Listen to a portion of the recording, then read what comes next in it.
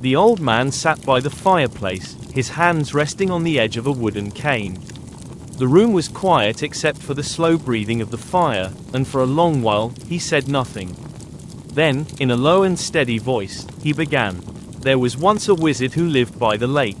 He was not the kind you find in storybooks, no fireworks, no castles, no grand battles. He was a quiet man, with eyes that looked like they had seen too many autumns. They said he could speak to the wind, that he could make flowers bloom in the snow, but most of the time, he simply sat by the water, staring at his reflection. No one really knew his name. They called him the lake's keeper, or sometimes just the old wizard. Children feared him, adults respected him, and birds seemed to understand him best. There was a girl, too, a young one, perhaps 16. She came from the nearby village, bringing him bread and sometimes books she couldn't read herself. While others whispered that he was cursed, she sat beside him without fear. He never said much, but when he did, it was always something strange and beautiful. Once, she asked him, "What is magic?" And he answered, "It's the part of love that survives death." That was the first time she ever saw him smile. The years passed quietly, seasons came and went, spring with its rains, summer with its golden light. But autumn was always the wizard's favorite. He said the dying leaves reminded him that beauty never truly leaves, it just changes shape. Then, one autumn evening, the girl went to the lake and found his cloak folded neatly by the maple tree. The air was still, the water shimmered like glass. And on the ground, drawn in trembling strokes, was a circle of petals, lilies, all white. She knew, without anyone telling her, that he was gone. The villagers said the wind took him, that he turned into mist and joined the air. But the girl, she didn't cry that day. Instead, she gathered the lilies and placed them near the shore. "You promised they would bloom," she whispered. That night, it rained. And by morning, the lake's edge was full of flowers, hundreds of them, swaying like soft spirits in the dawn. Since then, every autumn, the lilies return. No one plants them, no one touches them. They just bloom, quietly, as if waiting for someone. Now, people say the girl still visits the lake.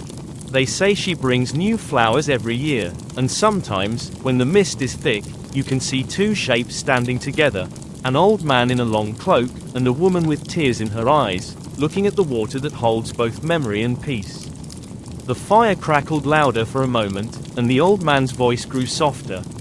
"Some people think that death is the end," he said. "But maybe it's only the place where love finally learns to rest." The wizard knew that. He didn't fear dying. He only wanted to leave something gentle behind, a spell that would keep the world blooming a little longer. The old man smiled faintly, his eyes reflecting the glow of the fire. "So if you ever find yourself by a lake in autumn, and you see white lilies swaying in the cold wind, don't be afraid. It's not sorrow, it's just love, keeping its promise."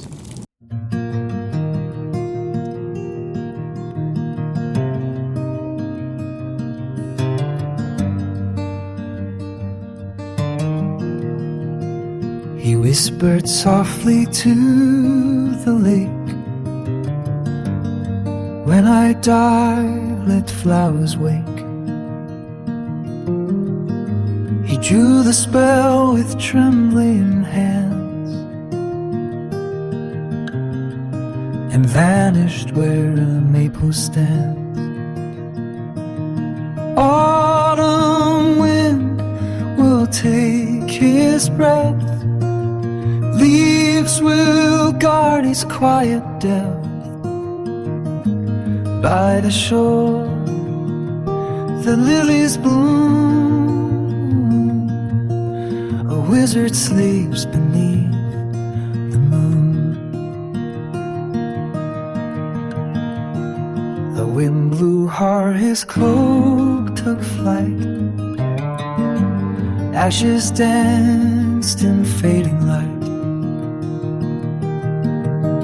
The forest bowed, the sky turned red, and whispered gently, "He is dead." Autumn wind will